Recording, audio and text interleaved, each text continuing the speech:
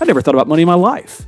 And suddenly I was like, oh no. So we sell the house. It sells on a Saturday in 2008. The next Saturday, my neighbor put her house on the market. It never sold. It was too late. Like my wife and I are the last two people off the 2008 Titanic. Wow. And that's crazy timing. Hello, you're listening to Ready, Set, Go Real Estate Investing Podcast, presented by Brandon Elliott. This show will be going over all aspects of real estate investing and is intended to educate, motivate, and prepare you to take action on your first or next real estate investment. For more information, please visit BrandonElliottInvestments.com. Thank you for listening and enjoy. Welcome back, everyone, to Ready, Set, Go Real Estate Investing Podcast. I am your host, Mr. Brandon Elliott. I'm excited to jump on with Joseph today.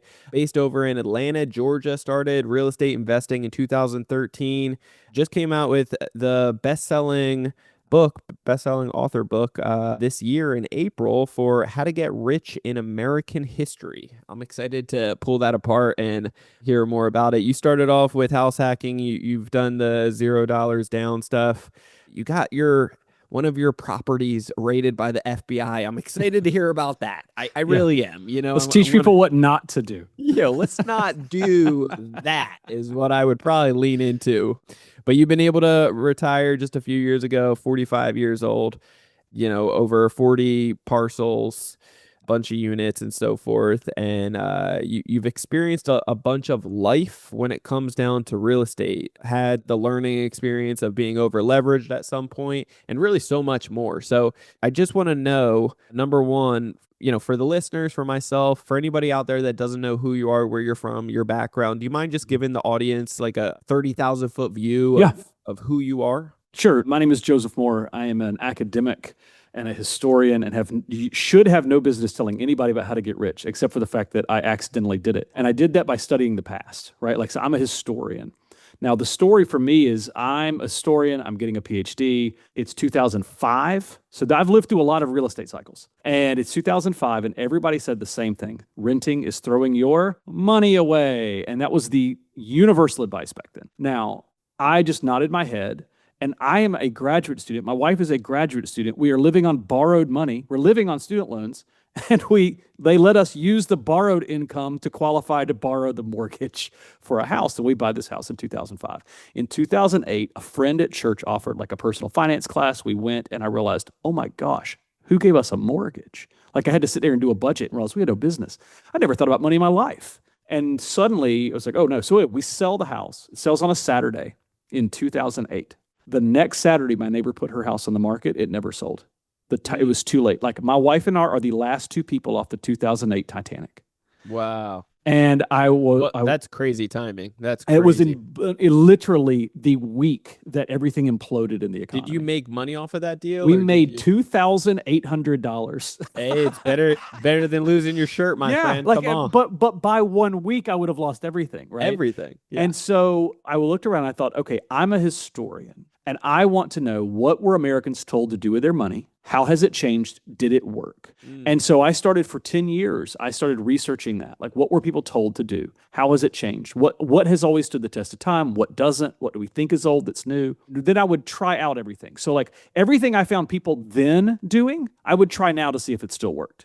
And I'll give you an example. One of the things I'd have is what I call the Johnny Appleseed strategy, which is we think of Johnny Appleseed as this weird wanderer who kind of goes out and plants apple seeds and pats little children on the head and tells them to eat healthy. That is utterly not true. Yeah. Johnny Appleseed is America's first flipper. He's going out where all the population is going to go. He gets out ahead of them and he knows the law. And he knows that if they claim land and they plant, the idea is they'd have to plant it, certain amount of trees, of apple trees and orange trees or peach trees or something like that.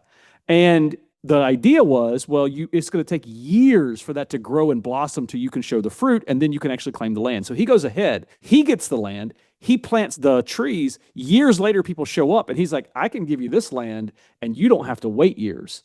And there's all this population pressure. He makes huge amounts of money flipping land in Ohio and Iowa, right? Okay. Right. Or Illinois.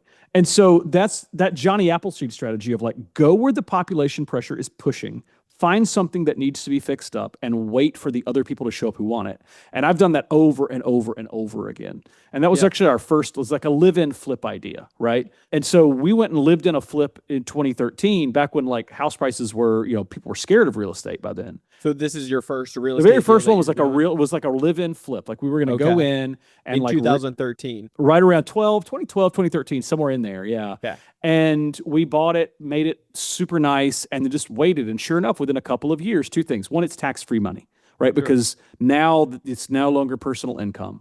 Yep. And two, there were more people who wanted to be in that corridor of North Carolina, which is where I was, than there were good houses for them. And so we were able to sell at a profit. I've done that over and over, especially after the recession. Golf course communities in like the exurbs, there were all these nice golf course communities on the periphery of big cities that didn't recover quickly. And you could go in there and take an old house that looked like it was built in 2001, and you could update it for today, and you could sell it for a good profit. So I've done that over and over. That was the first strategy I stumbled into. So you originally got into real estate 2008, right? Like a day or two before the crash, sold it. Got out of it, 1 week prior. And then you came back in 2013 and you hung on to it for 2 years. Did you sell it after that? Yeah. Yeah, Okay. I've done that strategy repeatedly. I've probably made a little over $1 million just buying a home, living in it for 2 years, and selling it. Now, you have to have a willing spouse, right? Like it has to be. Yeah, you got to have a keeper next year. Yeah, you can't drag your spouse into that strategy. You have to both be on board. Yeah. But people often say, "Well, of course you made money after the recession." Well, yeah. Okay, I get you. Prices were a lot lower then, but you could not beg someone to lend you money.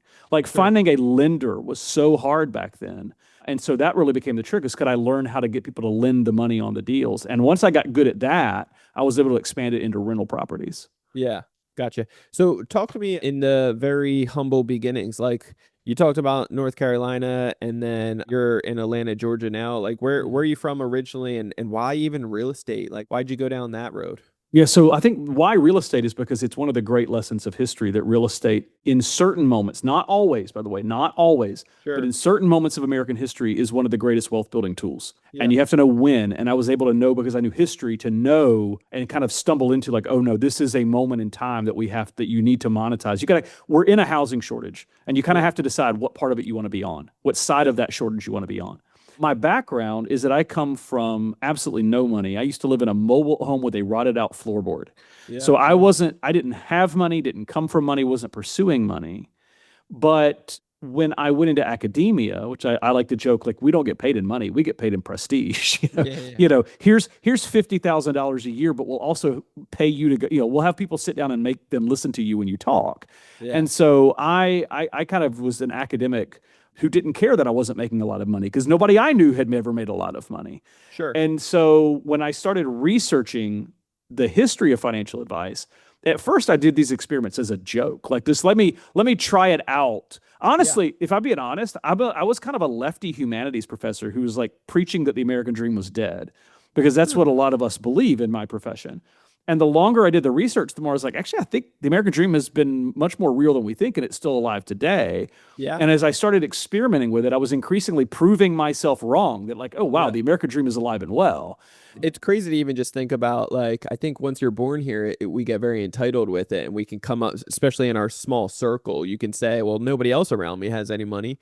But, foreigners that come over here desperately wanting to all the time, and then how they start a business naturally just because that's what they saw. They don't know any other way. They just start their own business and become wildly successful over years. I mean, they work their ass off, but at the same time, they get paid, they get the American dream. So I have a chapter on that in the book. And the chapter is called "Immigrants Make the Best Capitalists." Yeah. Because, and now look, whatever you think about the politics of it, and I have no interest in having a political debate, but like the reality is that an immigrant mentality, whether you are an immigrant or not, is one of the chief like social climbing mechanisms. If you are willing to do what generations of immigrants did, you will get ahead, because and I talk about those immigrant financial strategies that people had for hundreds of years. So back to real estate, right? One of the primary ways immigrant families paid off their mortgages, and they would tell each other to do this. So we could find this, like I could find people in Polish immigrants, Chinese immigrants, Japanese immigrants, Italian immigrants saying like, here's what you do. You go to America, you get a job, you save up a down payment,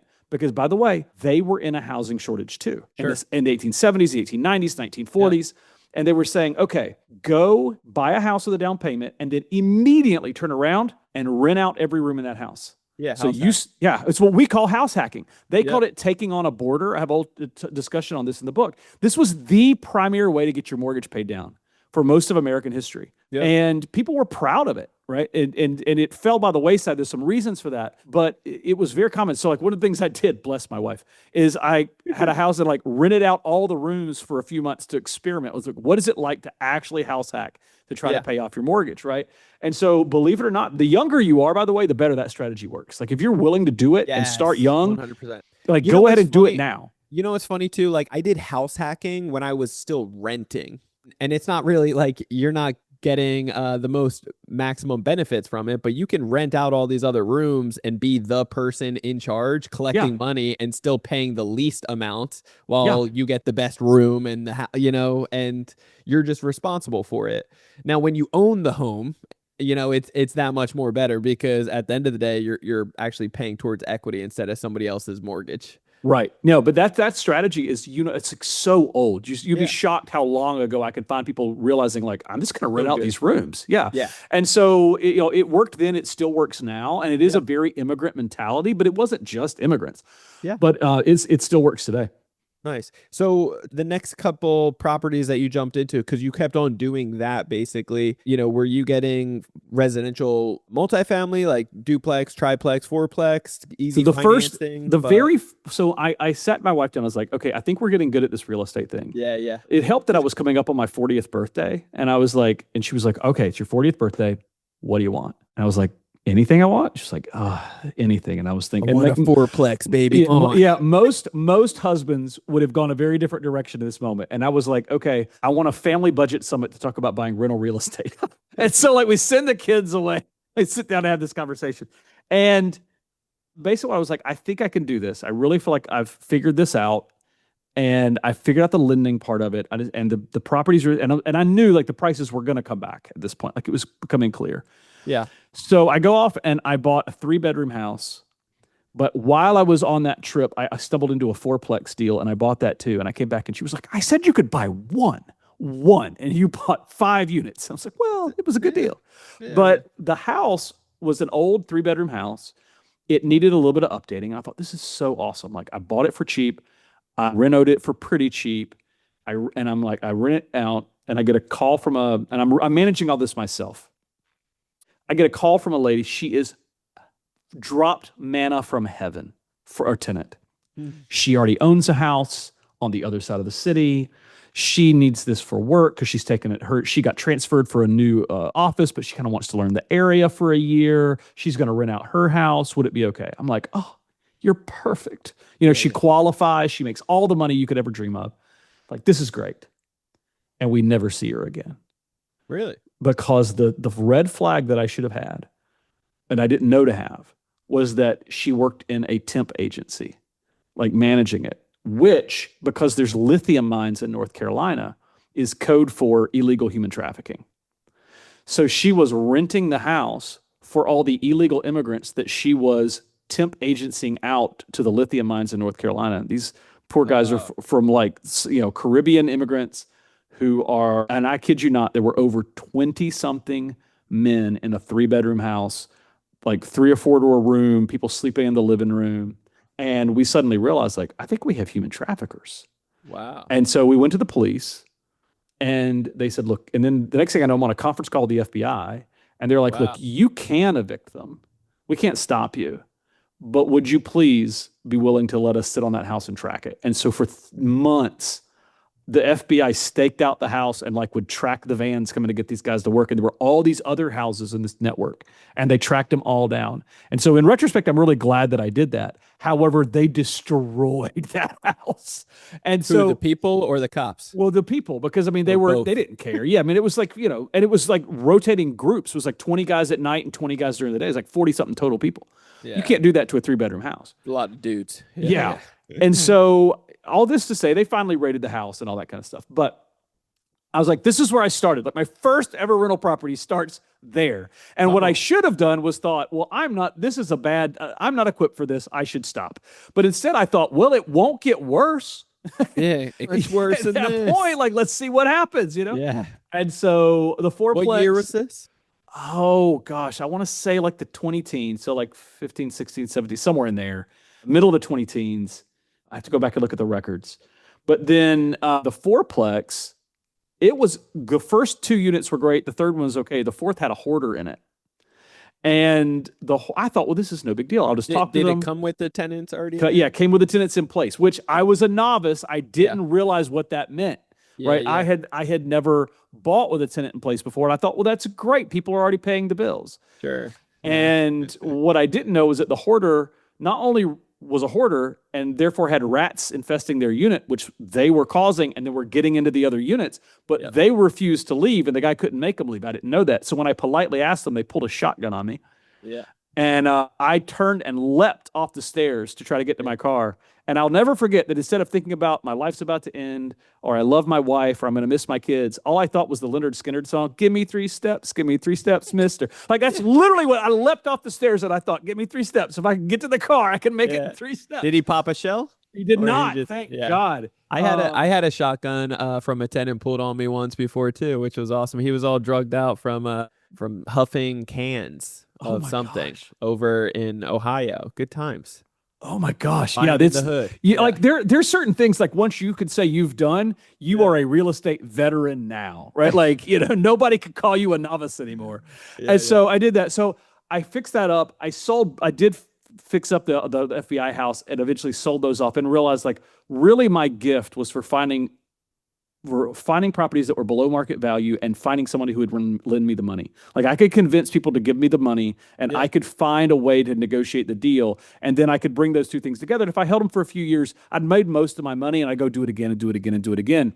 Sure. And I mean, I had how much were you making on some of these properties in a couple of years once you flipped them? So keep in mind, you're in California, I'm in North Carolina. So the prices, like they don't compute because what I'm buying for is different. The rents are different.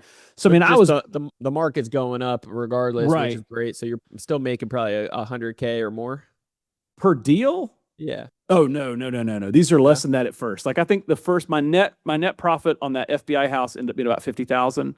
Yeah. My net on the fourplex, I want to say I probably netted 35 to 50 on that. But I had gotten the hoarder out. That was a big deal.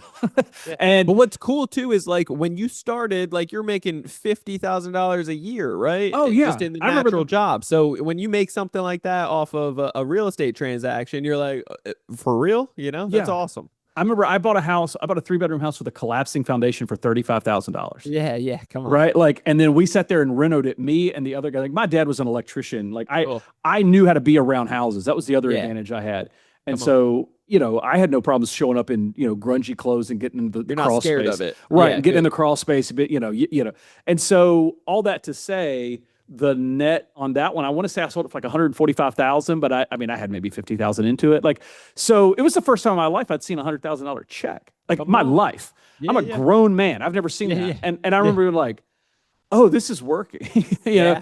And so then I went in the next kind of big deal I did because it was like every deal I got a little better with every deal. And I think that's one of the things is like sports, reps matter. Yep. You kind of have to do a deal, whether it works or not, just to be like, okay, I've done this. I'm not as scared of it now. Yep. And so at that How many point, people get terrified of that stuff and it holds them back? They overanalyze everything and then they never take action. And that is a sad situation because I truly believe you need your first 3 deals of just stumbling through it because each one's going to be different, and you'll learn from it.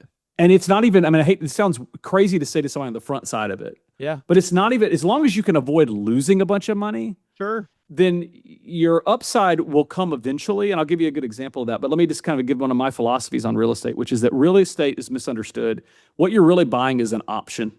So if you know what, like options are in the options market, this is where you say, hey, I'm going to put a little bit of money down and I will probably lose that money. However, if this stock explodes to the upside, or if you're shorting it right to the downside, but either way, I'm betting on a huge price movement and I get the whole price movement. Yeah. And if you win, you can win really big. And I think a lot of real estate is optionality. You're saying, I'm risking my down payment.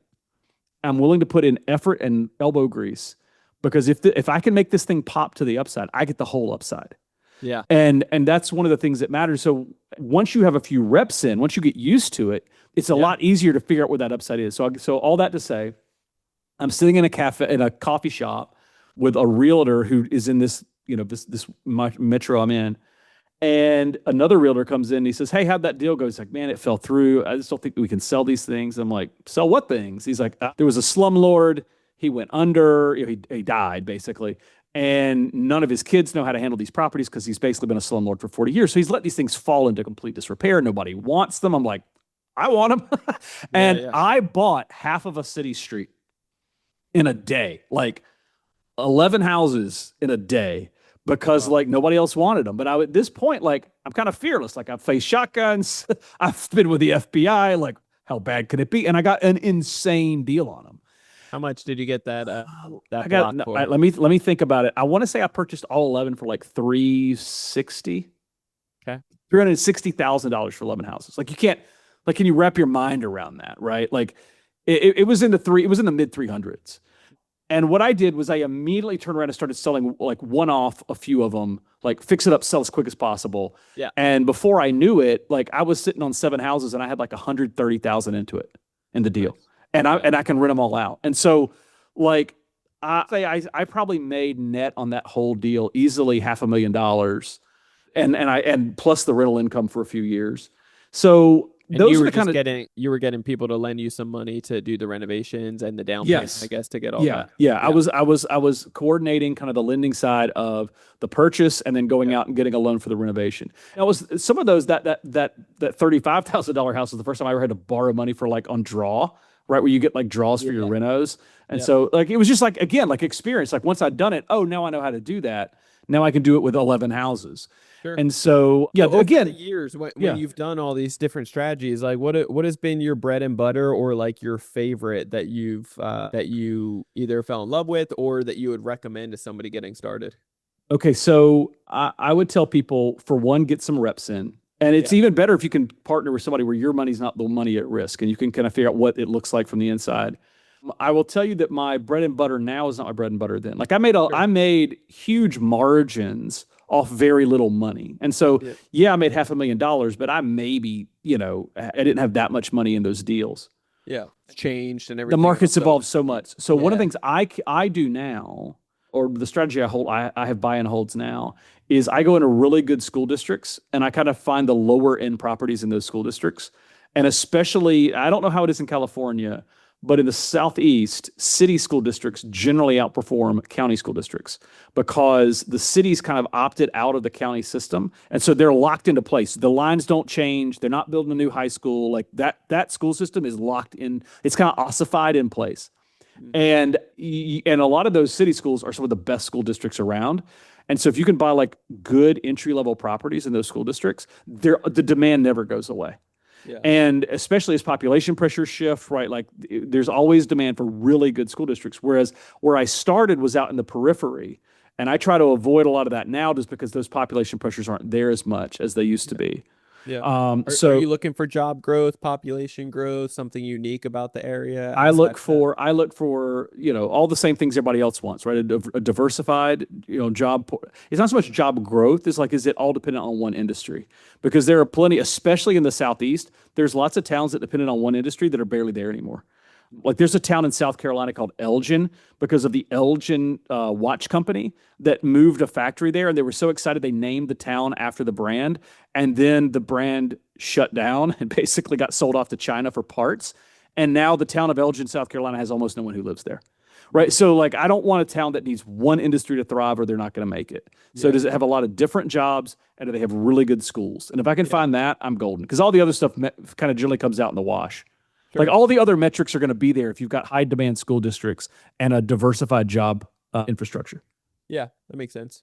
Talk to me, what other chapters in the book like really stand out that you want to cover? So I talk about, I have a chapter on real estate. I have a chapter on why like stock market investing is a lot newer than we think it is. That you hear people say like stock markets always were the best investment in the long term. That's true, except for the fact where it's not the long term. It's only been about the last like 70, 80 years. And most Americans, most everyday people could not buy stocks. So if you go back and look at a stock chart from the 1870s, it doesn't matter because you had to be rich to buy the thing in the first place. So like for everyday people trying to get ahead, they couldn't do that. It wasn't an option for them. I have a chapter on marriage. And like a shockingly like timeless piece of financial advice is marriage really, really matters, which isn't a very popular opinion right now. But over and over, one of the greatest predictors of your financial success or failure is the quality of your marriage. Yeah. And what I argue in the book is that has actually become more important over time, not less. So we think that like, oh, marriage is so whatever, we don't need that anymore. But statistically, your return on investment in a marriage is getting higher and higher the less and less people get married because you of all the economies of scale. Well, let's talk about marriage for a second. There's because I don't want people to hear that and then get fearful of like, oh, that girl that I've been dating or whatever. Maybe I will just keep dating forever instead of actually getting married. There's power behind marriage when two become one. Yeah. Talk to me about just go deeper into the marriage piece of it. How long have you guys been married yourself? So I've been married for 22 or 23 years. My wife will actually forgive. She'll actually forgive me because she probably would say the same thing. Like, it's been a long time. We got married broken in college. Like we went to class on Friday, got married on Saturday, took spring break and came back early because we had exams. And we were both worried that we wanted to like not miss our exams. All right. So, but that's my experience. That's great. But I was like, well, okay, you won the marriage lottery. Why should I care? And my thought is, okay, let's just look at some of the statistics. The average mom who is married with a job, by the time she hits 55, okay, married mothers earn on their own, not with their husband's pay, earn almost twice as much as single moms do. So they're still working a job. They're in their 50s. They make more. Now, why? Because there was somebody there to cover down on their career growth, right? Sure. Many times my wife called me and it's like, I need to stay late, but we got to get the kid from school. Okay, I'll go get the kid. Like we're going to Chick-fil-A, or I may not be a cook, but like I can do this. And like covering down for each other means that married women earn more on their own than single women do because there's that mutuality. Men who are never divorced, when they retire, have 10x the net worth of single or divorced men. Like, it's insane the financial predictor that a successful marriage is for your financial success. Yeah. And this is true. And by the way, if I go to the financial advice literature of 100 years ago, they're saying the same thing. They're saying, like, to men who go to work on a horse, one of the biggest predictors of your financial success will be the quality of your marriage. They're saying that then, and it's still true now. Let me ask, when it comes down to marriage, they say statistically that one of the biggest reasons why people get divorced or kind of bickering and getting into fights is over finances. In your marriage, how do you guys handle finances? Who's kind of more in control of that? And are you guys more open and so forth around finances? So, yeah, and I do talk a good bit about this in the book in that there's this illusion. Let me tell you what's not true, and I'll tell you what is true and what we do. What is not true, even though it's what you've heard, is that, the husband handles the finances and the wife just comes to him begging for some money and, until women get a job and then that's utter BS. Teddy Roosevelt, President Theodore Roosevelt's wife took the checkbook away because he kept bouncing checks. Like women and men, the general rule of thumb was that whoever hated the budget least had to do it. Yeah. And so I can find men handling the finances and women handling the finances in every era. It's literally about who hates it the least. Yeah. And so families were doing this all the time. This is not new. Okay. It's not new. Now we got more software for it, but it's not new. What my wife and I do is I tend to handle the day to day because that's more of my jam. But we kind of talk about it about once every 2 weeks. Now we used to talk about it more and that became like too much. It became annoying. And so like every 2 weeks to maybe every 4 weeks, like we just kind of go it over like, okay, this is where we are. At this point in our life, like, we're not, it's not as angst ridden as it used to be when we were, broke and trying to kind of up and come, right? Yeah. But I tend to handle it not because she's not competent, just because I'm better at tracking it than she is, right? More interested in that. But then there's been times like when I was writing the book, I couldn't put my eye on that ball and she just took it over. It was kind of seamless. Like, here's all the logins, whatever, do it. So that's kind of, it's very mutual. Now, not every family is that way. There's a lot of families where like he or she hates thinking about money. And that's the last thing they want to talk about because it makes them anxious because they're not good at it or whatever. And that's fine. Like the other person just needs to cover down on that. That's why opposites attract so commonly. Yeah, exactly. And so, the thing is, can you have open and clear communication about it? And that, by the way, was true 100 and 200 years ago. Yeah. And it's the same thing, whether it's finances or really anything within your marriage or any relationship, business or friends, it's all about communication and transparency. You know, whatever that tough conversation is, it's got to be said, it's got to be done. And you guys need to learn how to work together and overcome circumstances and problems, solving problems together. Jen, for example, she doesn't enjoy finances as much as I love geeking out on numbers, and statistics. So I'll handle finances. But at the same time, when we got a big project that we're working on, she's really good with discernment as well. And so, and I haven't listened in the past and I've made that stupid mistake and she's been right in the past. But one of the best things that I can, praise her up on is she's always given me the full authority and to lead the house financially as well as just lead the house. And whether I make a mistake or not, she'll never dog me out and say, you made that. Like my mistakes, even though she said, don't do that, she still backs me up, and I think that's a very key marriage, thing that the significant other should do one way or another. You guys are a team. Right. Yeah. And generous explanations. My wife's also good at that. So congratulations on winning the lottery that I won. Right. It's like, can somebody give you a generous explanation? Because you're going to make mistakes. You are going to make mistakes. Yeah. And comes and goes. It's okay. And can you learn from, each other? Can you learn? Like you talk about your wife's discernment. My wife is exceptionally shrewd. Yeah. And so sometimes she'll see something, especially about business relationships. So she's like, get out of that right now. Same. And I'm trying to like, no, we'll make it work. And she's like, get out of it right now. Yeah. And she's almost always right. And I talk about one of the chapters in the book is about like side hustles. Cool. And one of the things that you learn in that is men and women were doing this together. Sure. We have this illusion that like back then, men and women weren't a team and that's new. No, that's very old. Like husbands and wives would go in and like they would house hack. They would have side hustles and they were doing it as a team. We talk a lot about American individualism, but most families thought about that as like the individual family. It's like, it's us incorporated. Sure. It's us and our family small business. Yeah. And they had that real kind of scrappy mentality. And I think families that can have that are really blessed to have it. And it's, if you can lean into it. And I tell young people all the time, because they're like, oh yeah, you're a middle-aged man. What do you know about Bumble? I'm like, I don't know. Is that I've learned it's an app apparently. Yeah. But what I tell them is you don't need to find all the great people in the world. You need to find one. Right. Yeah. And so like you can probably find one good person who's willing to have open, honest dialogue about that stuff. And if you are married, then invest in that marriage because it's the highest ROI. Yeah. Date your wife, fellas. Yeah. It's important. I do that. We do that. We have a date night every week. Yeah. It's so important. It's so critical. Don't ever, how you got the girl is how you keep the girl. So I think it's important to not forget that piece of it. People get so lackadaisical and they forget, like you get so comfortable. Then you start looking at other stuff. Don't be stupid. Talk to me about over leverage, some mistakes in the past. So when I got really excited about real estate, I was like, oh, I'm going all in, right? And I did. But the problem was sometimes my appetite was my eyes were bigger than my stomach. There you go. Like I could find more deals than I could adequately manage because if one thing went wrong over here, one thing went wrong over there, then the next thing you know, like you start to get behind on some things. And I talk about that again. Like I know I keep saying that I talk about that in the book, but I do. I was like, we think going broke is defines you or it will forever scar you, and it is not fun. Yeah. To realize that you can't make the payments you signed up for. But it's also not new, right? We've had a history of this before. And I say in the book, there's never been a better time to go bust than right now because so many of the things you can use to bounce back from failure didn't used to be there, right? Like people used to bankruptcy used to be illegal in America. You couldn't declare it.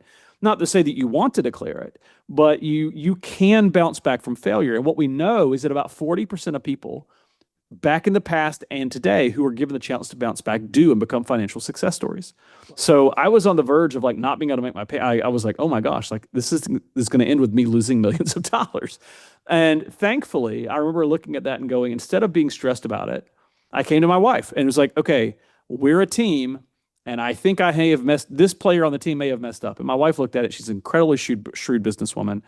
And within like 2 hours, she had solved the problem. She was like, you're doing too much over here. This has to go over there. We're selling these properties. And before you knew it, we turned it around. And so I came very close to the edge of like complete failure and then was able to turn it around by treating it like a business. And so, but I will say that to say I'm really sympathetic. There are people who get out over their skis who find that they've made a mistake. And my message to them is like, you'll be okay. Like, don't let you sometimes you actually just need to act instead of being paralyzed by it. And you will build the same energy that you took to get into the problem, you can use to get out of the problem.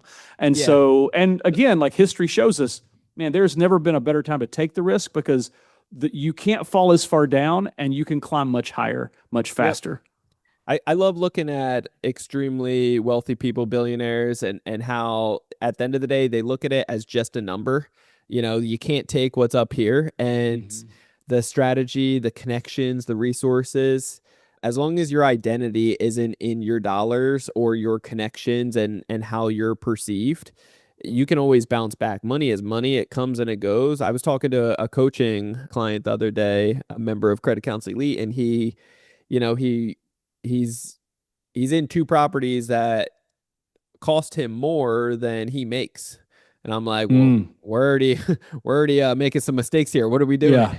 And we came up with a plan to be able to get out of it. It's not going to be easy. It's not going to feel good, but it is like, he's not going to go homeless though. He's not going to go homeless. He's not going to have no food on the table. Like, he will come back from this. And it's just one of those situations that so many people, I think it's natural for the human nature to think about all the million negative things that could happen. 9 times out of 10, it doesn't really get that bad, but you do need to have a clear head. You need to get the fear out of your mindset and focus on really problem solving, and come up with a true solution and a game plan. So luckily you have an awesome wife that's been able to help you during those times as well. Yeah, and that's one of the keys of marriages, right? Especially dual incomes, which again I say in the book are not new, right? When one of you takes a risk, the other one help cover down. Like if my wife, I remember my wife at one point in her career wanted to take a not big risk, but like she was clearly in position to take a risk that would pay out, but that meant like knowing like we're not taking a financial step forward. And I was like, take it, like. You got to do this, I wanted it for her almost more than she wanted it for her. And so like when you can do that for each other, whether it's in real estate or in careers or whatever, that's where you get these long-term compounding gains from you take the risks and you're able to manage them and you can eventually kind of work your way through the downsides. I love it. Joseph, talk to me about how the listeners can get a hold of your book and what's the future for you. Oh, thank you. The book is called How to Get Rich in American History, 300 Years of Financial Advice That Worked and Didn't. It's a national bestseller. It's everywhere that books are sold. We do occasionally sell out on Amazon, so that's always a pain point, but hopefully it's available somewhere. And they could find me at my website, josephmoorebooks.com. And I'm on Joseph Moore Books is kind of me at every social media place. So please go to josephmoorebooks.com. It's free. I've made my money. Like, I'm so fortunate and blessed. Real estate's been very, very good to me. And so I try to write in such a way that everybody gets access to that information. So if you go there, you sign up, I'll send you chapter 1 of the book for free, just so you can go and get started to read it, decide if this is a book you want to read. Cool. I love it. Awesome. Well, guys, I highly recommend reach out to Joseph, check out the book. There's a wealth of knowledge there. And yeah, if you haven't already learned how to get started in real estate and be able to start changing your life the way that Joseph, as well as I have over the years, then if you're looking for funding, that's exactly what we do. We teach our members how to get up to $500,000 with interest rates as low as 0%, something that's actually repeatable every 6 months per person. These are techniques and strategies to be able to talk to the banks properly to get up to 90% approval odds, highest limits possible, and the best terms and conditions.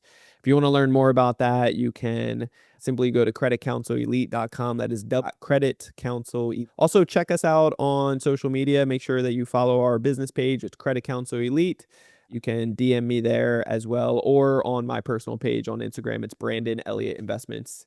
If you have not already subscribed to Ready, Set, Go Real Estate Investing Podcast, I got nothing more to say to you. I'm just kidding. No, we still love you. It's okay. But go do that right now. Hit the subscribe button. Share this out with others. Make sure you leave that 5-star review after listening to a few episodes. We love you so much for that. and greatly appreciate it. We know this is valuable today, so share the message out to others that need to see this. And we will see you on the next one next week. Till then, guys, God bless, and we will see you next time. Joseph, thank you, brother. Appreciate you. Thank you, Brandon. Enjoyed it. Thanks. All right. All right. Good Cool, chat, man. Yeah, thank you, brother. Anything that I could do for you or connect you with anyone? Oh, no. Well, listen, thank you for taking the time. I always appreciate people's time. And if you know anybody who you think needs good guests and that I'd be a good guest for, if you share my name and contact info, feel free. And I always appreciate a referral there. Yeah. Awesome, man. Well, you have a blessed day. Thanks. You too, Brandon. Have a great one. Bye-bye. Bye. This has been another episode of Ready, Set, Go Real Estate Investing Podcast, brought to you by Brandon Elliott. For more information, please visit BrandonElliottInvestments.com. Also, please don't forget to like, share, and leave a comment below. Thanks again for joining. Until next time, God bless.